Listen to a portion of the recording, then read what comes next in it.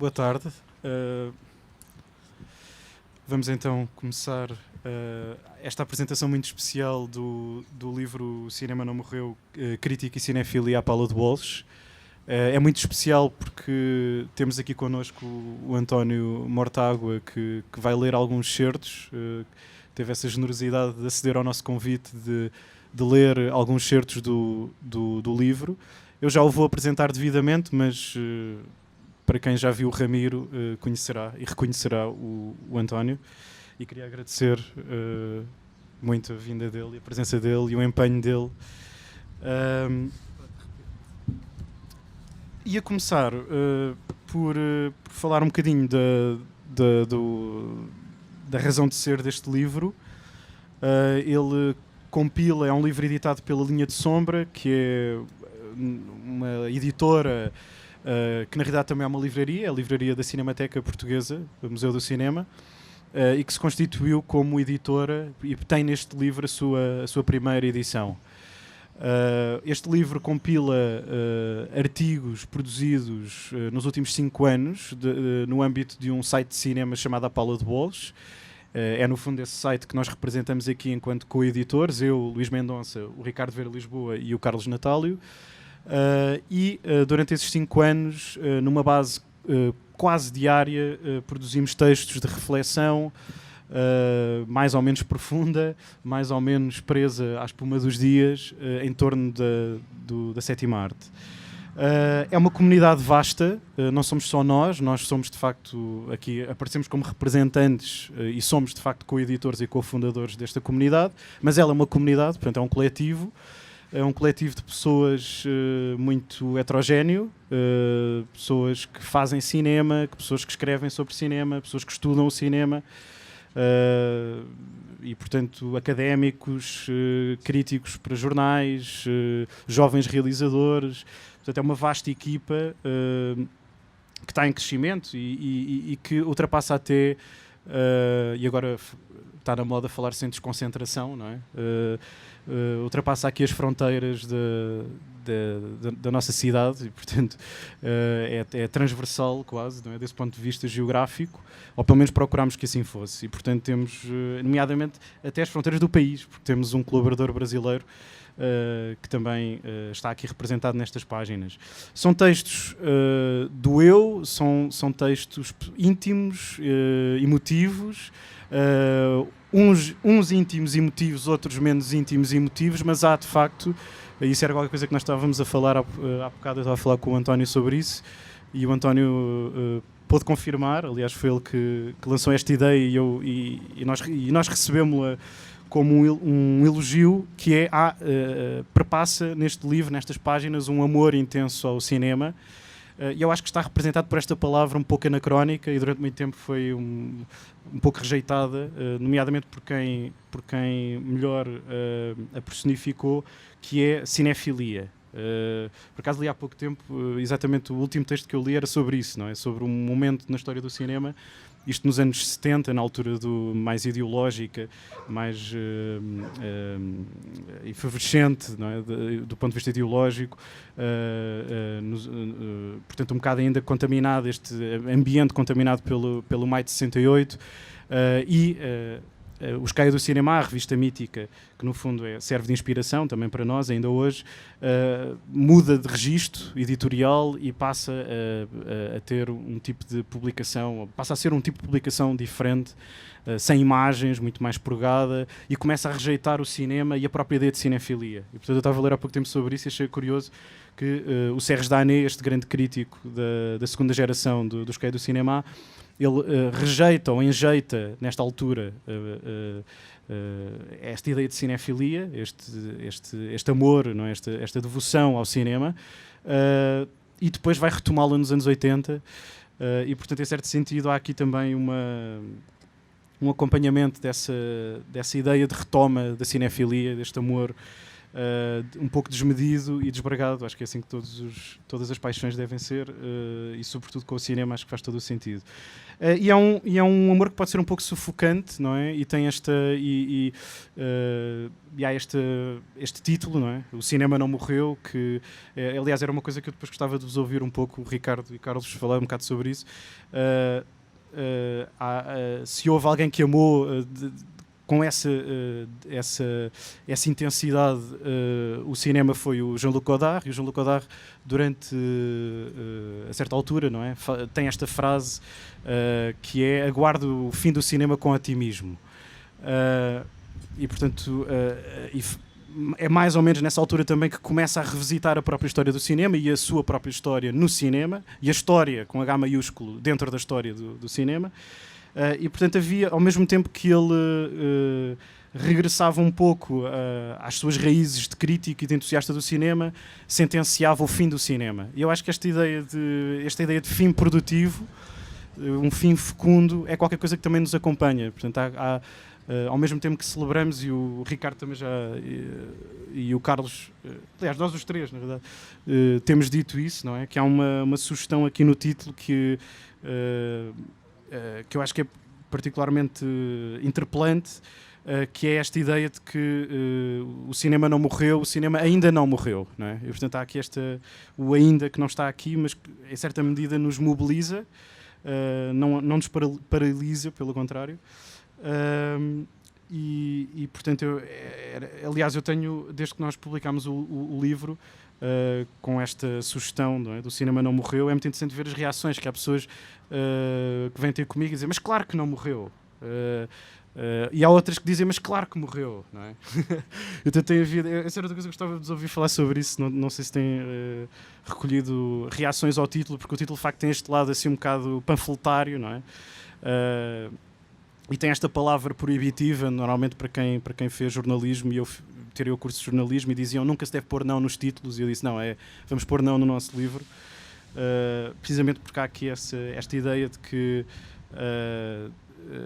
esta potência, não é, contida no não, não é? E é um não também de combate, de envolvimento, e há muitos textos aqui que espelham isso. Aliás, eu não ia falar do texto, ia falar da fotografia, porque temos uma colaboradora muito especial, que é a Mariana Castro, que faz fotografia, é fotógrafa, e tem feito uma galeria de retratos extraordinária, que está publicada no nosso site, que acompanha normalmente o texto, a entrevista, e nós quisemos incluí-la, quisemos incluir uma imagem dela no livro. O livro também é muito expurgado dentro desse espírito, cai anos 70, mas por razões mais técnicas de concepção do livro, e também de orçamento, mas de qualquer maneira foi por sugestão até do João Coimbra.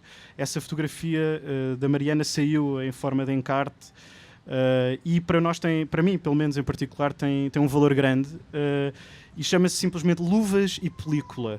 E eu acho piada esta ideia das luvas, estava a pensar, luvas e película, esta ideia de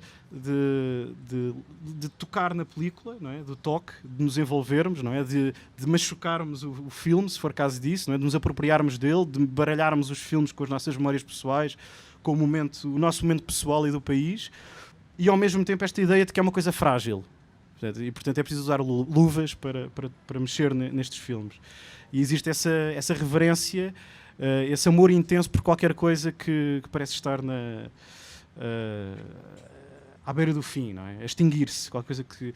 Isso é qualquer coisa que eu acho que é um pouco definidor do crítico, não é? A Filomena Müller escreve num dos seus livros que o crítico é aquele que vê o fogo nas cinzas. E portanto os filmes existem dentro de nós, não é? Os filmes na verdade não existem, verdadeiramente não existem, não é? São fantasmas que nos habitam, e eles existem na transmissão, que é isso que nós estamos a fazer agora e que fazemos no livro e temos feito neste site. Portanto, dentro dessa... lançava portanto o mote desta nossa conversa, com estas luvas, não é? E com esta película frágil, e gostava de vos ouvir um pouco sobre este nosso projeto, este nosso livro. Alô? Boa tarde. Olha, a primeira coisa é só o livro, está aqui, pronto, assim, product placement descarado, que é para... Não inclui os marcadores. Não inclui as tirinhas cor de laranja, mas pronto, assim, quem passar já sabe o que é que estamos a falar. Boa tarde, chamo-me Ricardo, Vieira Lisboa. Eu gosto muito disto que o Luís estava a dizer e... Que é esta coisa das luvas e da película. E pronto, nos arquivos, não é? No sítio onde se guarda o filme, a materialidade do filme, trata-se a película com luvas, porque convém que aquilo não se estrague muito, porque estamos num museu, o Museu do Cinema e tal, e é preciso manter as coisas impecáveis. Mas as luvas também são usadas, ou eram usadas antigamente quando os filmes eram montados em película, de novo, para não estragar o filme, porque o filme não podia ter riscos, porque se estava a mexer com uma cópia da qual se iam fazer outras cópias e por aí fora. E então convinha não deixar lá marca nenhuma que prejudicasse o objeto. Não é? E, portanto, o crítico não é nada essa pessoa. Não é? O crítico é assim... Talvez use luvas, mas as unhas do crítico saem das luvas e arranham um bocadinho. E eu gosto ou seja, gosto desta ligação que o Luís põe, mas eu diria que o trabalho de escrita sobre cinema é um trabalho ou de luvas muito sujas, ou assim de umas mãos mesmo com óleo sujas de mexer no motor do filme, e que depois besuntam aquilo, não é? E para mim há qualquer coisa sempre suja no bom sentido, no sentido de acrescentar qualquer coisa à superfície do filme que me interessa. E quando olhámos para este livro já pronto, terminado, com os textos todos compilados, eu senti esta ideia de que estes olhares todos, destas 23 pessoas que compõem o livro, são olhares que fazem com que eu revisite os filmes, ou quando eu revisitar estes filmes, eu revisito-os de uma maneira diferente. E esse, para mim, sempre foi o papel do crítico. É a pessoa que deixa sobre a superfície do filme qualquer coisa muito fina, na maioria das vezes, ou até imperceptível, mas que, de certa maneira, condiciona os olhares seguintes. E então, esta espécie de dedo que vai lá à superfície do filme e deixa qualquer coisa. Pronto, é só uma impressão digital que só se vê com luz ultravioleta, através de uns óculos especiais, mas deixa lá qualquer coisa. E esta espécie de acumular de uma sujidade no filme, no fundo, é a cinefilia, não é? A cinefilia é, fora o filme, o que é que ficou, onde é que estão as dedadas todas na superfície do ecrã. E eu acho... portanto, a luva é uma espécie do... A luva é do arquivista, é da pessoa que quer expurgar o filme à sua materialidade. E nós, que escrevemos coisas e que pensamos o cinema, somos aquelas pessoas que gostam da porcaria, não é? Gostam do que está para além só do que é físico à volta de um filme, não é? Ainda mais quando o cinema é uma arte que não tem nunca um lado objetual concreto, não é?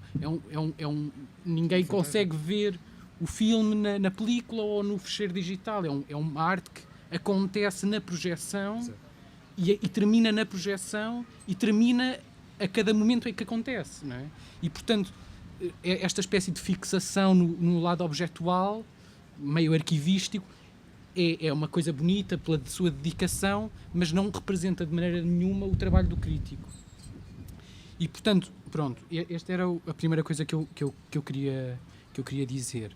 Depois, em relação ao livro em si, são de facto muitos textos que tanto referem a filmes de 2017 como a filmes de 1908, salvo erro, ou coisa que o valha, do segundo Chumon. Portanto, são 110 anos de história do cinema aqui espelhados.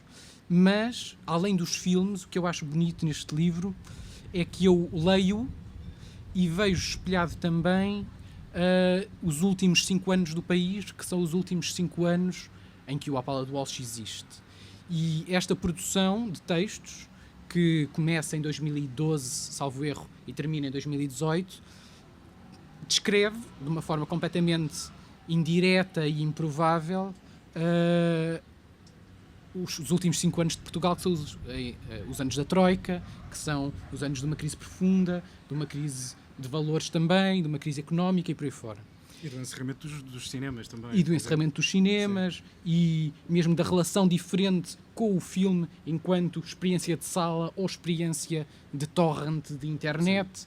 E, portanto, o que eu acho interessante é eu ler este livro e eu, para além do texto propriamente dito e dos filmes sobre os quais se conversa, se escreve, o que eu acho interessante é, através disso, eu encontrar outras coisas e encontrar de formas uma série de sugestões sobre o que é que foram estes últimos 5 anos em Portugal.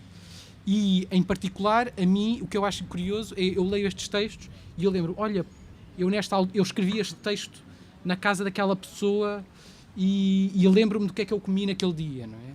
E há qualquer coisa de diário, uma espécie de um diário completamente... nunca foi pensado como tal, mas de certa maneira há uma componente autobiográfica estranhíssima e não propositada de todo, mas que nesta espécie de releitura aparece muito, muito obviamente. Eu não sei se vocês têm essa sensação, mas eu tenho. Eu lembro-me que o texto que eu escrevi do Xavier, eu lembro-me do sótão onde eu escrevi, que foi à tarde, que no dia anterior tinha visto numa VHS manhosa. Ou seja, eu lembro-me exatamente de quando é que aconteceu e ao lê-lo eu percebo também um bocadinho quem é que eu era há 5 ou 6 anos atrás. E nesse sentido, a outra coisa que eu acho muita graça neste livro é eu sentir que há uma espécie de contaminação. Escrever sobre um filme é contaminar o filme, mas ao mesmo tempo essa escrita vê-se contaminada também ela pelo mundo, não é? Pelas nossas vidas. E então esta espécie de propagação meio virulenta de porcarias é o que eu gosto no livro. Pronto, e acho que era mais ou menos isto que eu tinha para acrescentar.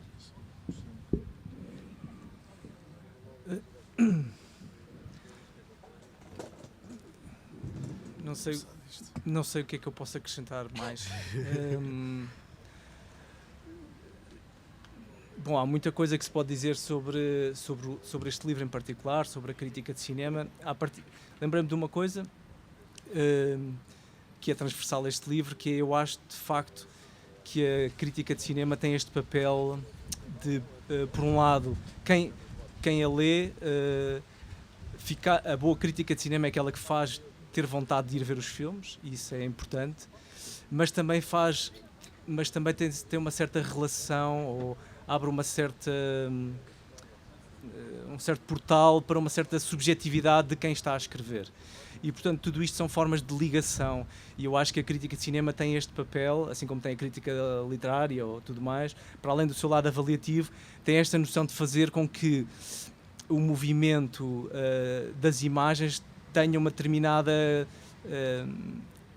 que o movimento das imagens, ao encontrar uma determinada pessoa, uma determinada subjetividade, se produza algo novo.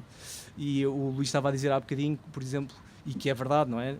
É uma dos beabás do início da história do cinema, ou do início do cinema, de que o cinema só existe na nossa cabeça, não é? Ou seja, somos nós que compomos o movimento cerebralmente e, portanto, o movimento das imagens somos nós que o compomos e o cinema só existe na nossa cabeça. E existe na nossa cabeça porque existe uma interação. Existe qualquer coisa que vem na nossa direção, que bate na nossa subjetividade, que nos deixa afetar, e, portanto, isto é que compõe o cinema. E, na verdade, os gestos da crítica de cinema são uma espécie de recusa a que as imagens passem sem deixar rastro. A crítica de cinema é esta espécie de necessidade que as imagens, ao chegar até às pessoas, produzam qualquer coisa diferente e que produzam cinema, de facto. O cinema não existe, ou a relação com as imagens não existe se não houver esta espécie de embate. E eu acho que a crítica de cinema faz isso. Desculpa, já agora usaste uma expressão que eu acho que podia ser um título alternativo, que é o cinema não existe. Acho que é qualquer coisa, ainda com não é? Dito isto, eu penso muito também numa outra questão, que tenho falado muito a propósito deste livro, que eu acho, de facto, que a crítica, o pensamento crítico vive momentos cada vez mais complicados, e o facto de nós termos tido a vontade de condensar 5 anos de trabalho e de pensamento num formato que não é o formato inicial no qual eles foram pensados, para os quais eles foram pensados, significa também que, por um lado, o pensamento crítico atravessa diferentes formas de matéria, de materialidade, portanto não é exclusivo que o pensamento crítico no digital começa, nasce, cresça e morra no digital. Portanto, ele atravessa determinados regimes de matéria, se quisermos. E, por outro lado, é símbolo também de uma espécie de um tatear, é um símbolo da forma como cada vez mais como é necessário encontrar espaços para a crítica de cinema, não é? E esses espaços também são um compromisso entre a liberdade e o constrangimento, não é? O digital a blogosfera está associada a esta ideia da pura expressão, sem nenhum tipo de constrangimento, onde alguém pode escrever 1000 páginas sobre um plano, equivalente a 1000 páginas, neste caso, sobre um plano. E, na verdade,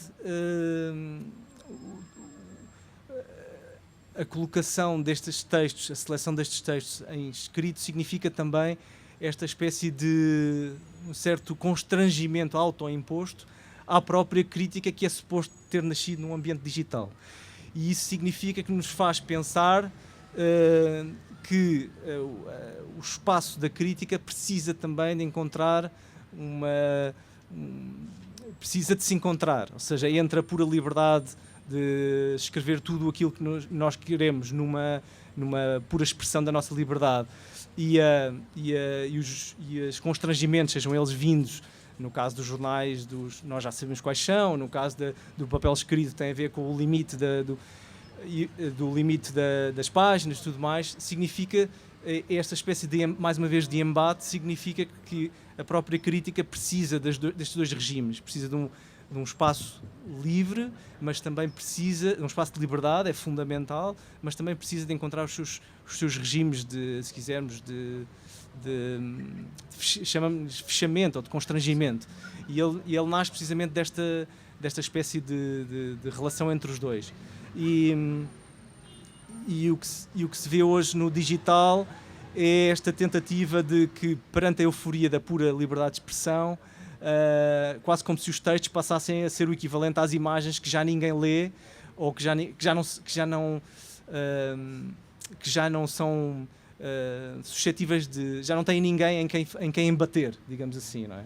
E se o risco é esse de que se produzem 1001 imagens, mas já não há ninguém para as ver e as pensar, o espaço do digital também tem essa virtualidade, não é? Essa virtualidade de tudo poder ser escrito, tudo poder ser dito, mas já não haver nenhum tipo de fricção, porque já não há ninguém, toda a gente está ocupada em produzir outras imagens, em passar da leitura de umas imagens para as outras e, portanto, não haver essa espécie de espaço de dobra, de encontro entre aquilo que é, neste caso, uma imagem em movimento, e na literatura seria igual, mas não com imagens, não é?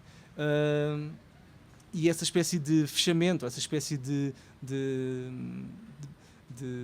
perceber que elas são feitas para suscitarem qualquer coisa em nós, não é? E eu acho que é um bocadinho a questão deste fechamento deste livro também tem esse significado, não só para atingir determinados públicos que se calhar não estão tão familiarizados com o digital, mas também esta forma de perceber que a própria crítica no formato digital se está a encontrar a sua melhor forma de expressão, se quisermos.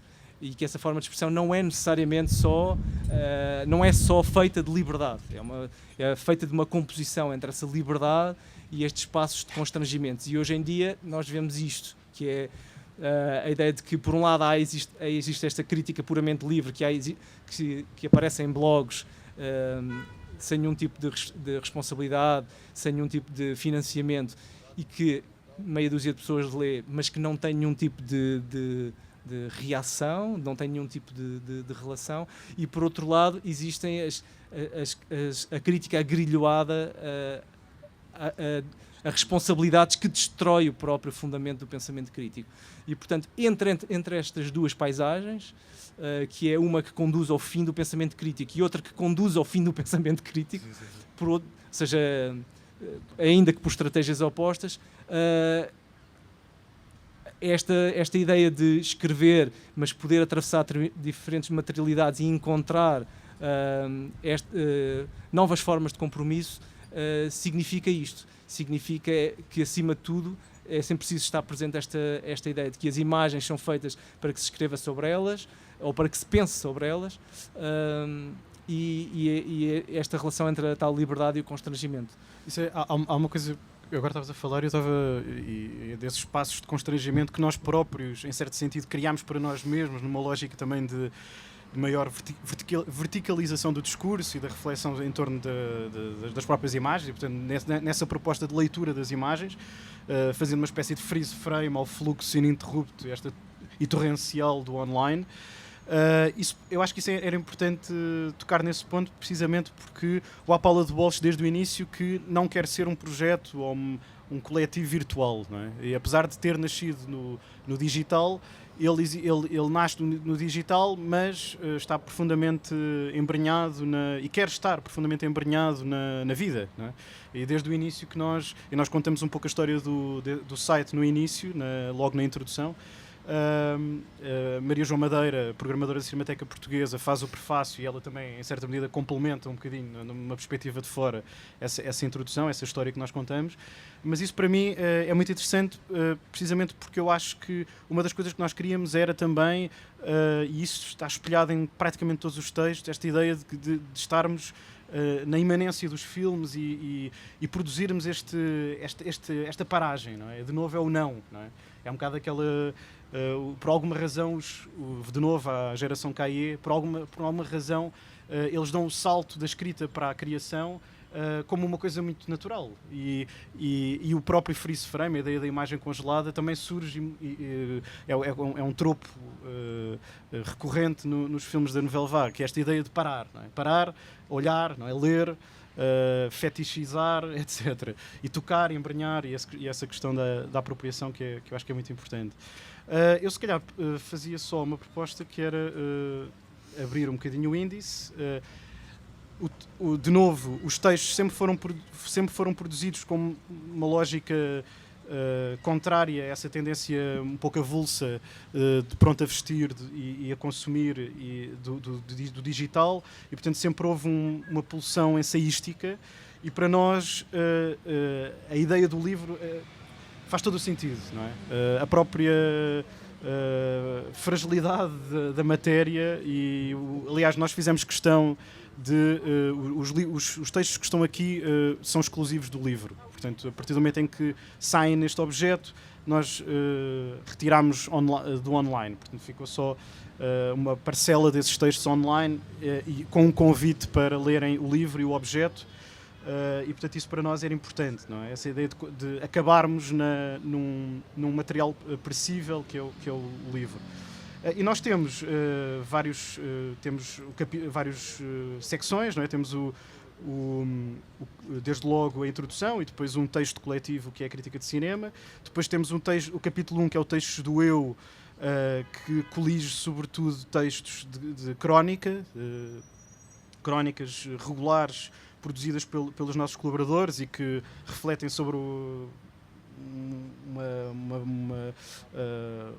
conjunto vasto de temas, de assuntos, desde uma carta aberta pessoal do Vasco Batista Marques ao seu amigo Rui a propósito do Bud Spencer, quando o Bud Spencer morreu, até ao fim de um canal de televisão, o TCM e as memórias de uma infância cinéfila que eu escrevi, até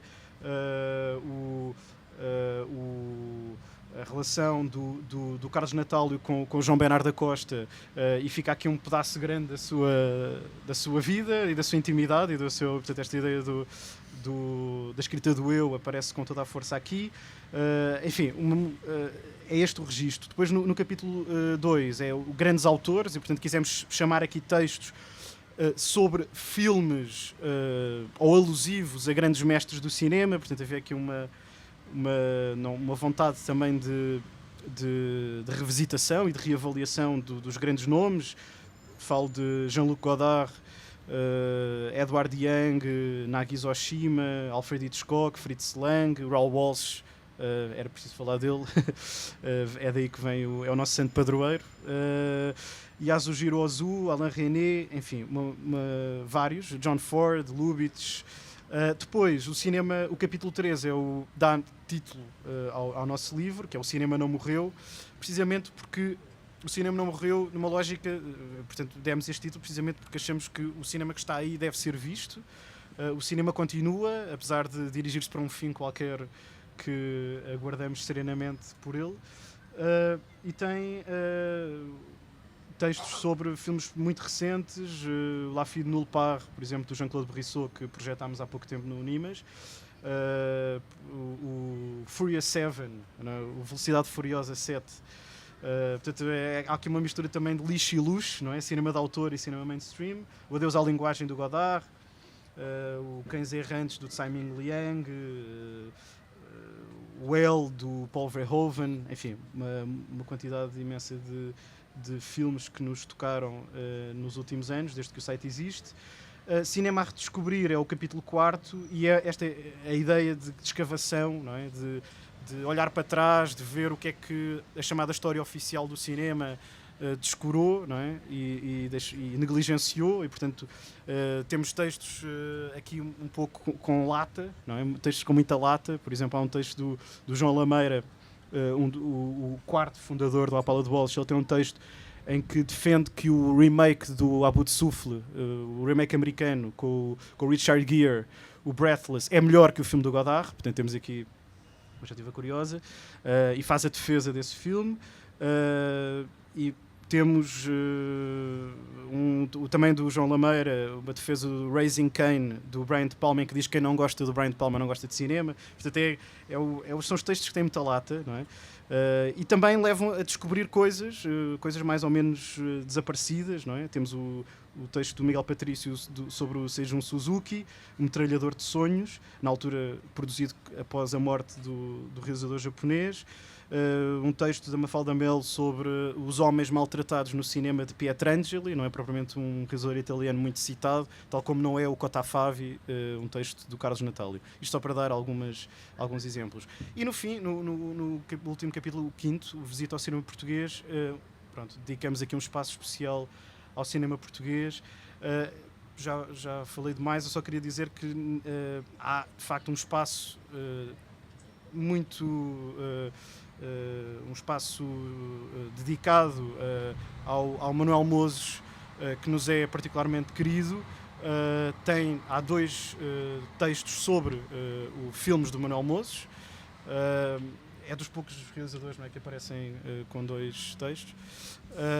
E também foi... Eu não sei se querem... Queria só dizer mais uma coisa. Mas queres...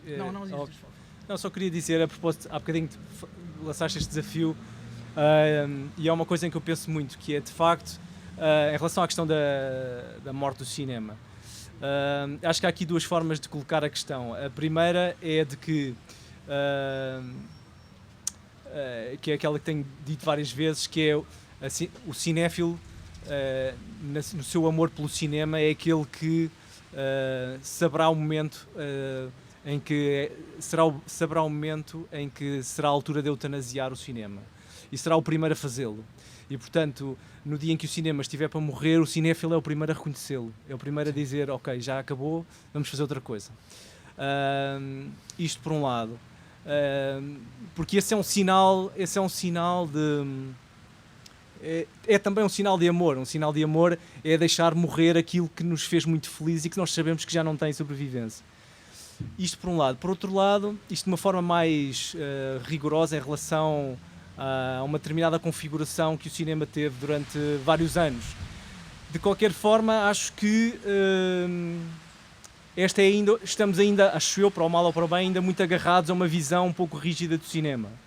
Muito agarrados a uma noção de alguém muito bem sentadinho no conforto de uma sala de cinema ou no conforto mesmo das suas casas, e essa espécie de abdicar de uma determinada forma de visualização e de uma determinada forma de relação com as imagens em movimento ou com o próprio movimento é um processo progressivo.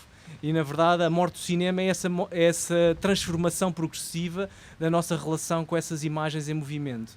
Nada nos garante que daqui a 100 anos não haja um livro exatamente com o mesmo título, O Cinema Não Morreu, onde os textos sejam críticas a configurações feitas na internet entre uma cena de um filme, neste caso, de há 200 anos atrás, não é? Sim.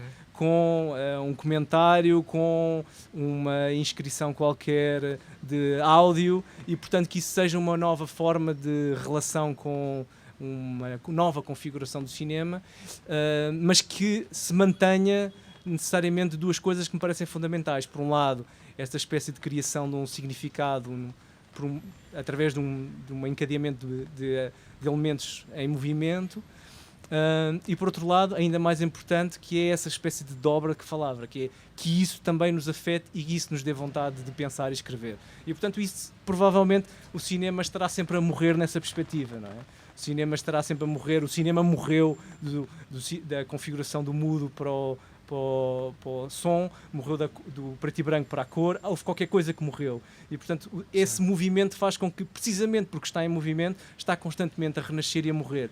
E, portanto, esta configuração, esta espécie de colocação do epitáfio, esta colocação da lápide numa determinada configuração industrial do cinema, não significa de todo, podemos lhe arranjar outros nomes, mas não significa de todo que haja uma enorme herança não só afetiva e de memória, mas também do ponto de vista material e técnico que nós herdámos do cinema, que continua a viver e que seja mais atual daqui a 200 anos do que hoje, na verdade. Se calhar sobre outra forma, se calhar daqui a uns anos olhar para um código de HTML, um código de informático, terá qualquer coisa de cinemático. Só isso. Sim, desde logo o próprio exercício de escrita que se aproxima das imagens e que toca nas imagens com luva ou sem luva, propicia muito essa confusão que no nosso ponto de vista é bastante fecunda entre o olhar sobre os filmes e os filmes eles mesmos, não é? Esta ideia também de que também é cara a esta geração do que eu falei, da segunda geração dos CAE, nomeadamente o Sérgio Dane, esta ideia de que os filmes acompanham-nos, não é? Os filmes também nos veem, não somos só nós que os vemos a eles, não é? E morrem em nós e nós morremos neles também, um bocadinho, não é? Vamos morrendo neles e eles vão morrendo em nós. E portanto existe essa... Também há esta coisa de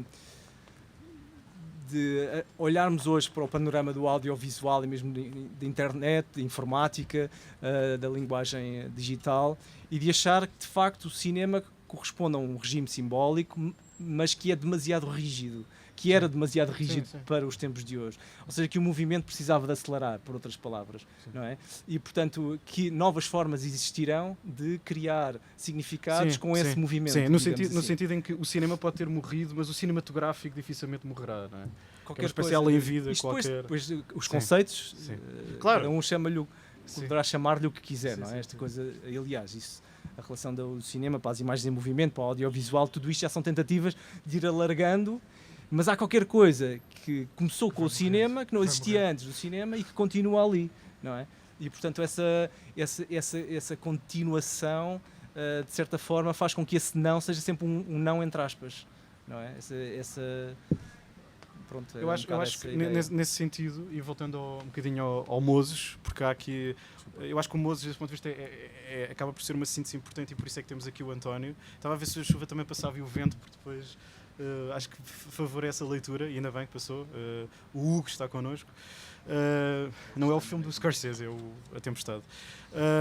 Mas isto para dizer que o Moses acaba por ser uma figura, eu queria focar sobretudo na última secção, os 2 textos sobre 2 filmes do Moses. É importante, é alguém que usa luvas, que trabalha num arquivo, é alguém que faz cinema com o arquivo, que faz cinema sobre pessoas do cinema, desde logo o João Bernardo da Costa, a quem nós dedicamos o livro, a quem dedicamos também mais do que um texto, o texto que eu falei das crónicas, mas também o texto sobre o documentário que o Moses fez sobre o João Bernardo da Costa, ex-diretor da Cinemateca Portuguesa, e também o Xavier, que é este filme, também é um filme que é um filme fantasma também, não é? É um filme, o grande filme fantasma, não é de fantasmas, é o grande filme fantasma do cinema português, um filme também que desassossegado, não é? Que não existiu durante muito tempo, é um filme que esteve na gaveta durante muitos anos e que reassombrou-nos, não é? Foi feito no início dos anos 90, mas só estreou passado 10 anos, e eu acho que é um filme muito importante e simbólico. Toda a geração de um certo cinema português está contida nesse filme. E é um filme de facto que tem pressa de existir, mas e contudo demorou 10 anos a estrear. Eu não sei se, Ricardo, não sei se queres falar um bocadinho disso para passarmos depois ao António. Não queres falar do Moses? Não, ou seja, o que é que eu posso dizer sobre o Moses? O trabalho dele tem, ou seja, o Moses é arquivista, não é? Trabalha no anime, anda lá a mexer nos filmes com as luvas, e os filmes dele há sempre um sentimento qualquer quando se sai de um filme do Moses de uma certa melancolia por as coisas estarem a perder. Em todos os filmes, ou seja, nas ficções isso é óbvio, o Ramiro é um exemplo acabado disso, mas os documentários são sobre isso, muitos documentários ele tem um documentário chamado Ruínas, sobre ruínas, não é? Portanto, há um olhar que não é necessariamente triste, até pode ser sorridente, e o Ramiro é um olhar sorridente sobre isso. Talvez melancólico. Mas melancólico sempre, isso é certo, sobre as coisas que vão deixando de ser, que vão acabando, que têm uma consciência histórica enorme e que, portanto, têm noção de que há coisas que não voltam, não é? E os filmes do Moses, todos eles espelham muito isso. Cada vez mais, ou seja, eu diria que os filmes dos últimos 10 anos espelham muito mais isso do que os filmes dos 10 anos anteriores.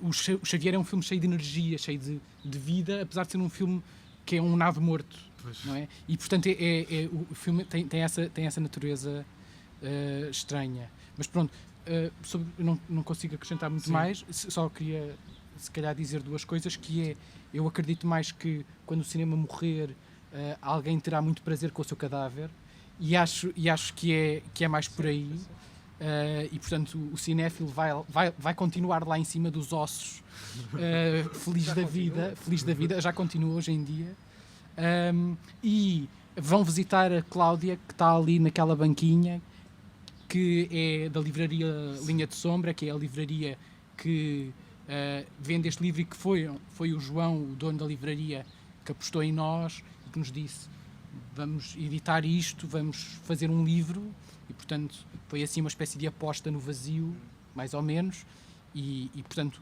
muito obrigado ao João, que não pode estar cá hoje, mas está a Cláudia, vou-lhe dar um beijinho, está ali naquela banquinha. Queria só dizer uma coisa, só para terminar, só dizer em relação também a esta questão ainda do cinema não morreu, e ligando a esta questão do Moses, que é curioso que há aqui eu chamaria, à partida poderia parecer um paradoxo, mas é uma condição de existência, que é esta espécie de lamento que o Ricardo estava a falar do Moses em relação a qualquer coisa que se perde, na verdade tem também tem uma, como é que se diz, uma outra configuração na própria mecânica do cinema, que é esta ideia de que nós estamos a utilizar um meio, sobretudo, que lida com o movimento, portanto qualquer coisa que tem que avançar, não é? Que se move, mas quando nós inscrevemos coisas nesse movimento, eles estão a morrer, não é? porque na verdade morrer desta perspectiva de que são coisas que ficam inscritas, na verdade. E portanto, esta ideia de recuperar o cinema também serve para isso. É esta ideia de que nós utilizamos o movimento para ir inscrevendo e fixando coisas. E por isso é que o cinema hoje em dia se transforma também numa espécie de material de plasticina para recordar a história, para reviver a história. E portanto é esta espécie de composição entre... Ou seja, esse tema do Moses literaliza o funcionamento do cinema, que é esta ideia de criar com o movimento, inscrevendo coisas, na verdade. Matando, morrendo, fazendo as coisas morrer. Isso é muito interessante, porque há também esta ideia de os grandes filmes, não é? Nós temos aqui os grandes autores, mas os grandes filmes vão ficando cada vez mais lentos, no sentido em que a carga do nosso olhar vai pesando sobre os filmes, até àquele momento em que passam a ser só estilos, não é? Claro. E é muito interessante porque eu há pouco tempo estive numa apresentação de um livro do António Júlio Duarte em torno da rodagem do último filme da Teresa Vila Verde, que está em sala, e era muito interessante porque a certa altura eu perguntava a relação entre a fotografia e o cinema, estava lá a Teresa Vila Verde e o António Júlio Duarte, e a Teresa Vila Verde disse: eu nunca tinha pensado nisso, mas se calhar os filmes antes de existirem, na minha cabeça, são fotografias, não têm movimento. Eu estava a pensar em que medida é que os filmes também não acabam assim, não... mais cedo ou mais tarde não acabam por ser só estilos, não é? Só fotografias. E essas fotografias nós convocamos-las aqui. Mais do que uma fotografia, um meme. Um meme, O cinema exatamente. caminha para o meme. Exatamente, é isso mesmo. E pronto, um certo rigor mortis da imagem. E fetichista, sem dúvida, e profana.